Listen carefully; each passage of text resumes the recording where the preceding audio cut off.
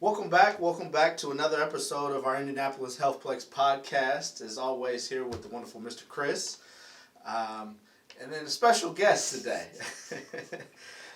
Many people know him in the tennis department. He's one of our tennis coaches, Mr. Del Pride. Welcome to the show, Mr. Pride. Hey, welcome show. Nice to be here. Awesome. We're really excited to have Del here today. Del and I, we get to talking, and I play tennis, and we get to talking about different kinds of training and different tennis stuff, and it's a fun time. So excited to have you a part of the show here today.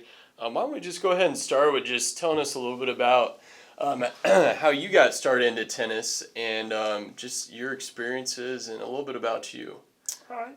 Well, fans, you should know Chris showed up with his tennis rackets. So he was already playing tennis. And if you play any sport, anybody that plays your sport, there's got to be something good about him, right?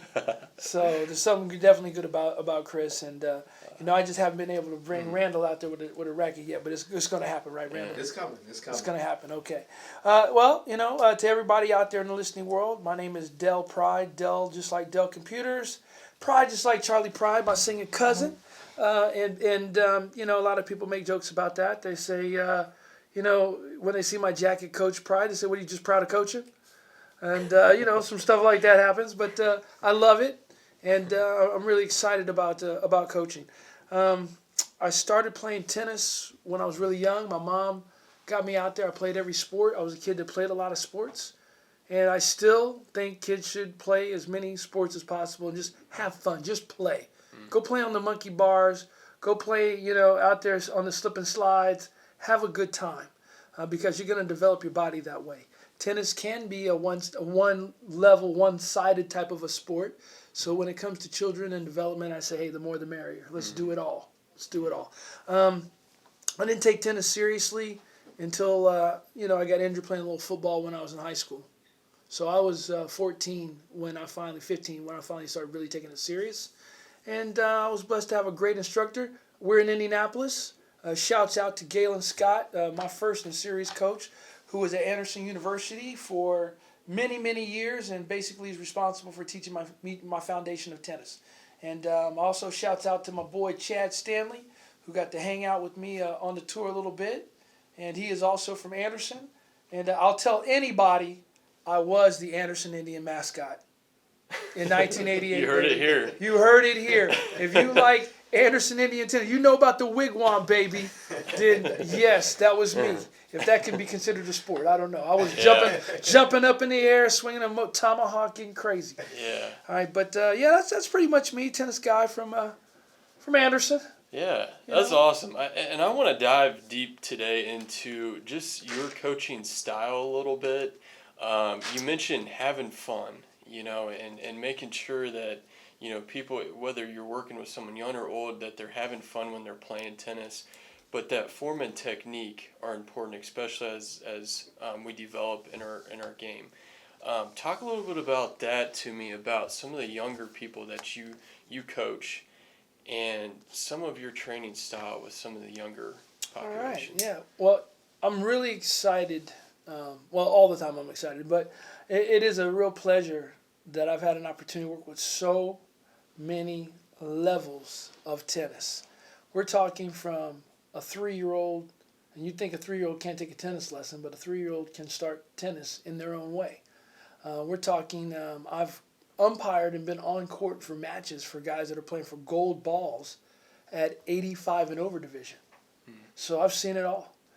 Double, singles, men's, women, kids, boys, girls, I've seen it all. And from that, I can tell you that my style developed as something that you don't necessarily get taught unless you actually play tennis at the highest levels. So in order for me to know what I know and know how to work the way that I do with all these different types of people is because I went out there and I paid my dues and I got my butt kicked by some of the greatest players in the world that, hey, I didn't know their language. We didn't have the same culture, but when it came time to hit that ball, we had the same thing in common. We wanted to win. And I could not afford a travel coach. So the way that I was able to make it out there with basically no money was to be very friendly meet people, guys from, South America, Paraguay, man, you name it, Germans, you whatever. And hey, you guys, hey, can we split a room tonight? Because we're all poor out there, really. And, I had a stringing machine. I could string tennis rackets. And so I'd give them a discount, string the rackets for them, and I'd crash in a room and maybe, split some food with the guys. And it was a whole lot better splitting a meal than eating Mickey D's every day. That was rough on an athlete. So that's that. My style is holistic. I look at what every single person, child, adult, older person, real good athlete, or just somebody looking to swing the racket for fun. I look at them when they come onto the tennis court with me and I say, let's just have some fun.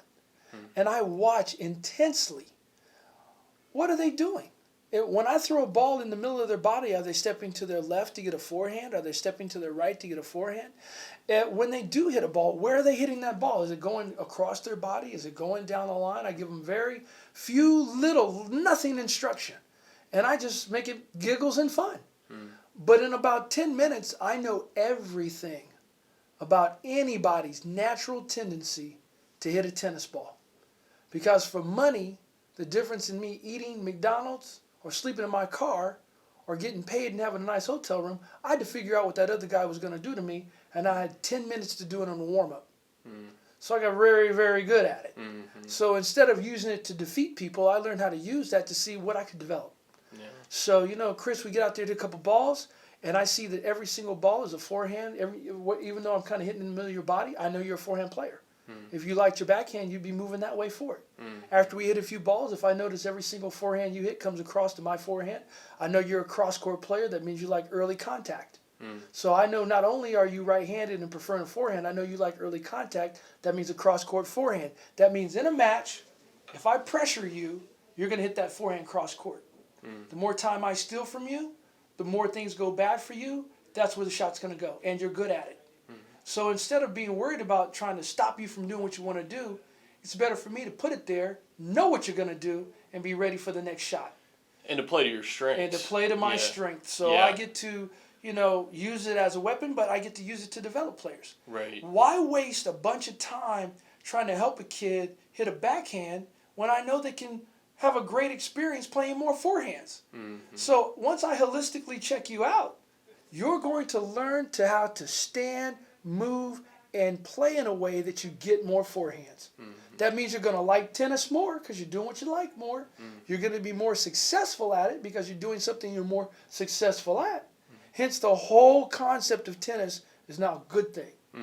Now, if I don't do these things, and I look at every single shot you have, and I say, oh, Chris, that backhand, do you even have a backhand?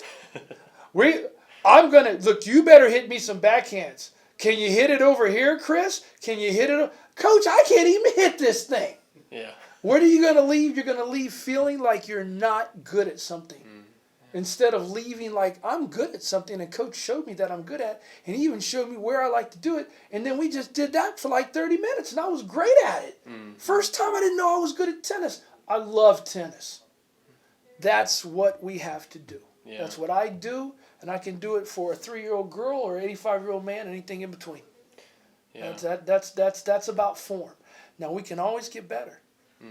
Some coaches say, hey, the new grip is you've got to use that full Western grip, that big topspin grip. Look at Dominique Thiem. And Dominique Thiem is 20-something years old and a world-class athlete. I'm a 50-year-old tennis pro. I can't even hit it like Dominique Thiem, man. Why do you think I can make you do it? I can't make you do it. So we got to do what you can do. Yeah, and that's super important. We've had this conversation, Del, before in the past where you take the small wins that you have with the player and keep building on those. And as you experience and develop your technique and your form, then you have more of a variety of your game. And then you can start getting good at a number of different things once you've taken those blocks and that staircase to get there.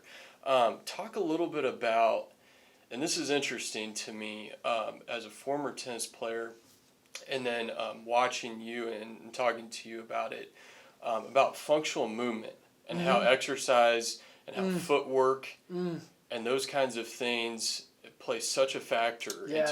into whether shoulder mobility, whether that is flexibility, and just overall footwork. Talk to me a little bit about your opinion on that and just where you start. Well, fan world out there, Chris is an excellent trainer. And when I got here to the Indianapolis Healthplex, I chose this location, this team, this building, these people. I wanted to be involved at this location because I've been in the resort tennis industry for many years. I've worked for the Marriotts, the Hyatts, the Sheratons. I've been in high school tennis. I'm a state championship coach out of Nashville, Tennessee. So shouts out to University School of Nashville. That state championship, we was awesome. And I've coached college tennis, Fisk University. Basically a historical black college, and it's known to many as the Black Ivy, the Black Harvard. And so I got to coach there, and very proud moments.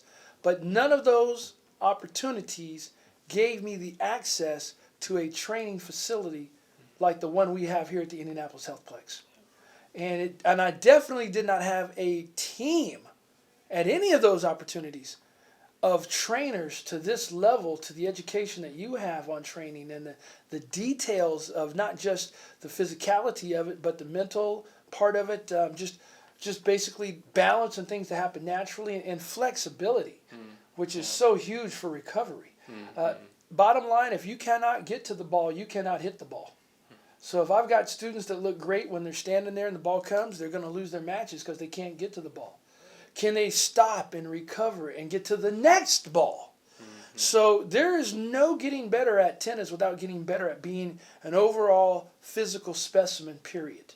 That means you want to be the most balanced you can. You want to have the best footwork possible by developing all the things about your footwork, including your balance. And you don't want to be top heavy. You don't want to be bottom heavy. You want to just try to every day, what can we do to be a more balanced person and have better footwork, the same amount of strength in the right leg and in the left leg to be able to make these moves and make the tennis easier. So enough cannot be said about the physicality and training and for footwork. And especially I'm a big fan of what we do here at the Healthplex with our ladder work.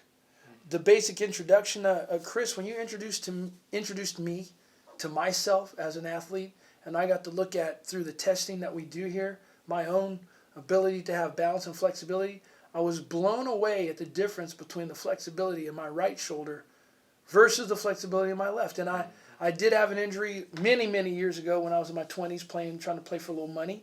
And I was blessed to recover. And because of that injury, though, I did learn to play ambidextrously. And to this day, you know this, most people that know me know this, is that I coach and train almost exclusively left-handed. But I played for money right-handed. And I still, if I had to play for money, there's no way I would just use my right hand. I can serve and do everything with both. I got forced into that from an injury. But that opened up my eyes to how important it is to just have the other hand on board in general. Absolutely. In general. Have the ability to move for a left-handed forehand the same way I would move for a right-handed forehand. It's a totally different footwork movement. It's it's 180 degrees difference. And it's just crazy. And so I literally was falling over my own feet when I first tried to learn how to play left-handed due to my injury. And now, I've got an ease with movement that has holistically developed. Right. But even then, I couldn't have guessed the difference in my own body until we tested. Yeah, and that's what I love about you, Del, is that you look at the whole body and you look at lateral movement, you look at balance, you look at the whole perspective of what tennis encompasses as far as the movements that you need to do.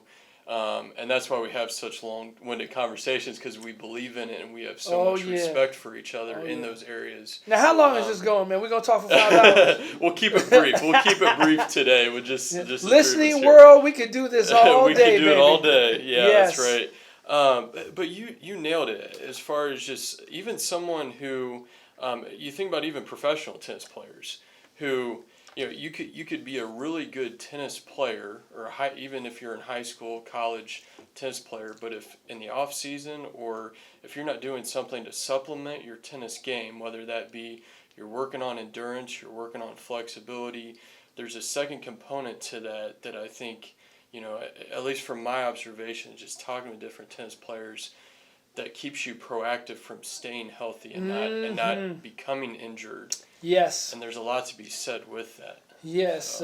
Injury prevention is bigger than injury repair. Yep. You want to be on the prevention side and not the repair side. Exactly. And flexibility, I think, is number one on recovery. The more flexible you are, the faster you're going to recover. Mm-hmm. We haven't even began to touch the tip of anything dealing with nutrition, but it goes without saying. If you're eating bad things, you're going to perform poorly. Mm-hmm. If you're eating good things, you're going to perform better. It is essential to bring and drink a ton of water all day, every day, just to have a very flowing body, as far as nutrients are concerned. But it is the flexibility for recovery. It is the small ligaments and tendons being worked with things like bands, your own body weight, what we're doing with, some of the X straps. Mm-hmm. These are things people think about the weight room. They think, let me go in there and throw around 50-pound dumbbells. Let me throw around 250 pounds on the bench press, 300 pounds on the bench press. Let me leg press 550 pounds. No. Mm-hmm. No. It is the band work. It is the flexibility work. It is the small muscle, tendons, developmental things that we need to do as tennis players and as preventative athletes of all kinds. Yeah. If you're bulky and your larger muscles are bulky and you feel really strong, hey, that could be great for you. But what's it going to help you as far as your range of motion is concerned? Mm-hmm. If you're not taking care of the flexibility side and the ligaments and tendons, your range of motion is going to go down with the bulk of your muscles. It's going to be bad news no matter what you do. Mm-hmm. So we're looking at some of our greatest athletes. Hey, Roger Federer, you look at that guy, you think he's going to bench press 350? I don't think so. Mm-hmm. All right. Is he the greatest player in the history of tennis? Probably so. Because his flexibility and range of motion is phenomenal. Mm-hmm. The same with Nadal, strongest player anybody's ever seen. What kind of beast wins 13 French Opens? That's a beast. Mm-hmm. That's a beast. But his flexibility is amazing. Mm-hmm. His recovery, you can see his physicality. Mm-hmm. But yet he's still not walking around like, he doesn't look like a football player. Right. So there's a way to do it and do it right that this team, this facility, you as somebody that's working here with this team, we can do it here and with this equipment that's very specialized because this place was built by a hospital. So that means we've got machines for full recovery of things that we would never wish on anyone. Mm-hmm. So we've got some special machines here that they just don't have at a regular gym. Mm-hmm. So this is the place to train. And for, the listening world, I don't know if you knew this, but 20 years ago, this is where the Indianapolis Pacers called home. Mm-hmm. And they came here when this place was built to get everything they needed as athletes, not just basketball players. Mm-hmm. And that's what we're still doing. And that's what I'm trying to do. This guy, he's awesome. We could sit here and talk all day, but unfortunately we just have a limited amount of time. But this guy... All day, listening world. All day, baby. Yeah.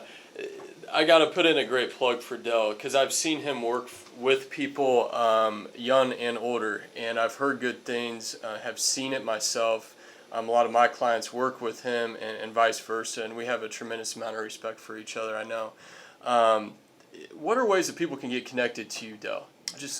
Number one way to get connected with me right now is call the Indianapolis Healthplex. Yeah. Ask for Coach Pride. Ask for Coach Pride. Yeah. You heard it there. This. Ask for Coach Pride. I have been world traveled as a coach. I've been a celebrity coach. I'm going to throw out there, hey, what's up, Billy Ray Cyrus and family? Thank you for your time in Anguilla. What's up, Josh Groban? If you ever hear this, that's one of the funniest guys that can sing in the world. Got a nice forehand and a serve. One-time lesson hanger, and he was awesome. He was. I got punked by Josh Groban. Funniest story ever. Call me, we'll talk. But you can definitely Google Dell Pride Tennis Pro, and everything will pop up. All my endorsements, all that stuff. Yep. You can YouTube Dell Pride Tennis Pro and see an example of what I do with kids on a tennis court. Call. Let's talk. Yeah, that's it. This guy knows his stuff. Definitely give him a call. Reach out to him.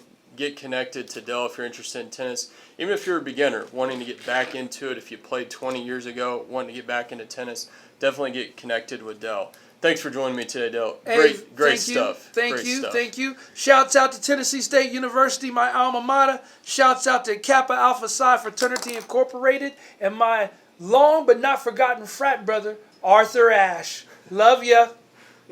Good stuff. Thanks, Del. Good stuff. Well, thank you for joining us today. We're always glad to have you tune in. As always, we always post these every Sunday, Tuesday, and Thursday at noon. So be tuned in for more different topics about things you can get involved in at the Indianapolis Healthplex. We want to wish you a great day and look forward to seeing you next time. Thanks.